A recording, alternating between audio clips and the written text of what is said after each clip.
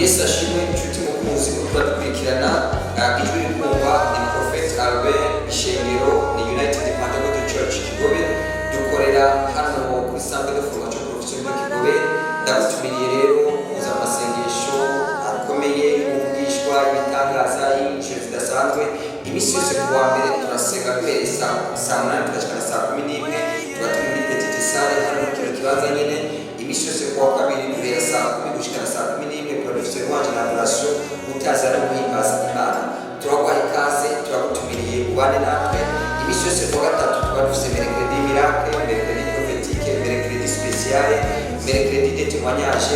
Abantu bose ukomeye cyane aho ufite hasi mu kibazo cyose umuntu aba yagendanye n'ikibazo cy'indwara cyo gukora ibikorwa bigende neza, buri kibazo cyose cyakujije amahoro, ubukene, kurwara, gusoza, abona ibisubizo.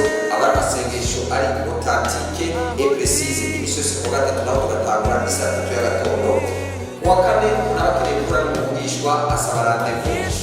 Ukuza kubona telefone kuri screen maze kwibona maze agahura nawe akamubarira ubuzima bwiwe ndetse n'igihe uhuye n'umugishwa ubuzima bwawe burahinduka. Imisi yose kuwa gatanu naho nyine tuba dufite amasengesho akomeye cyane, tugatangura saa 8 kugeza saa 11 muri petite salle. Naho ni rya jambo rivuga ngo Yesu Kristo Imana yakoze abari mu isi watumika umwana wayo ukeneye kugira ngo umwizera wese abone ubuzima budahera. Naho tubona ubwiza Imana iratwiyereka ubwira ikibazo cyose cy'urugo cy'urukundo cyose cyose ahora mu butabazi. Dimanche naho nyine turasenga guhera saa 3 gushika saa 8. Igikorane cya mbere tuba turi muri petite salle imbere y'abagabo. Naho tuba dufite amasengesho y'intsinzi y'umugishwa gutera imbere. Kaze rero twabahaye ikaze. Akabiri turagira igikorane guhera saa 8 gushika saa 11 hano muri grande salle. Naho tuba dufite amasengesho meza, serivisi nziza, abahushwe,